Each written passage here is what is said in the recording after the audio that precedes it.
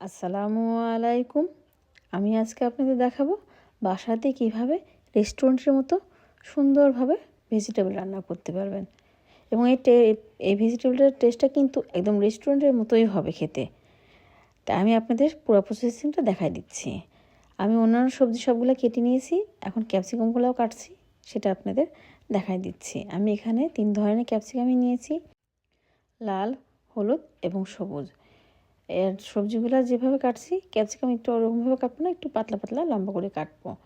তাই আমি আপনাদের দেখাই দিচ্ছি ওর বিচিগুলো বের করে রেখে কীভাবে কাটতেছি। এবং সবজি যেহেতু খুব একটা বেশি লম্বা লম্বা না, তাই ক্যাপসিকামগুলো লম্বা লম্বা, তাই আমি আবার এভাবে কেটে আবার একটু ছোট করে নিলাম, অর্ধেক করে নিলাম। আর আপনারা দেখতে পাচ্ছেন আমার প্লেটের সমস্ত সবজিগুলাই কাটা আছে।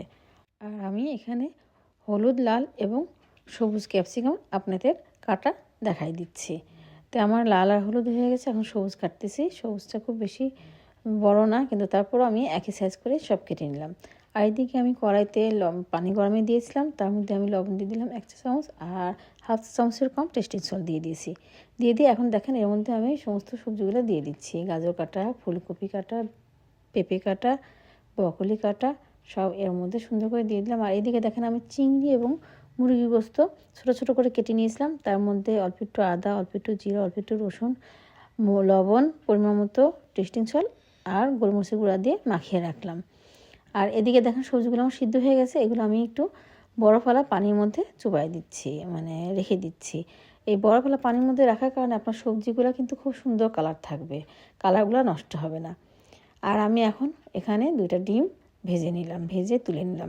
তারপর আমি এখানে ওই মধ্যে একটু তেল দিয়ে এক সাইডে রসুন দিলাম কুচি, এক সাইডে আদা কুচি দিয়ে হালকা একটু সল্টি করে নিচ্ছি। দেখবেন একটা খুব সুন্দর ঘ্রাণ বের হবে যখন সল্টি হবে।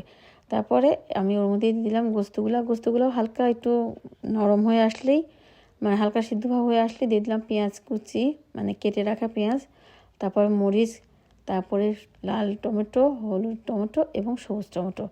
তারপরে এক এক করে আবার দিয়ে দিলাম ক্যাপসিকামগুলো সবই দিয়ে, এই যে আমি এখন পর্যায়ে লবণ দিয়ে দিলাম, দিয়ে এগুলো নিয়ে নিলাম।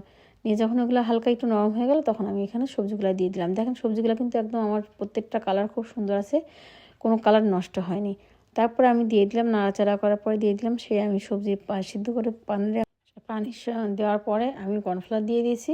তারপর একটু নেড়েচেড়ে আমি ডিম দিয়ে দিয়েছি, ভেজে রাখা ডিমগুলা দিয়ে এই যে আমার হয়ে গেল সবজিগুলো রান্না। এবং এটা খুব দ্রুতই কিন্তু হয়েছে, আপনারা দেখলেন, খালি সবজিটা সিদ্ধ হতেও কিন্তু বেশি দেরি লাগেনি। এবং পুরো প্রসেসিংটা আপনাদের দেখাই দিলাম, এটা কিন্তু খুব তাড়াতাড়ি হয়েছে এবং একদম রেস্টুরেন্টের মধ্যে, কালারও যেরকম সুন্দর আছে এবং খেতেও সেরকম রেস্টুরেন্টের মতো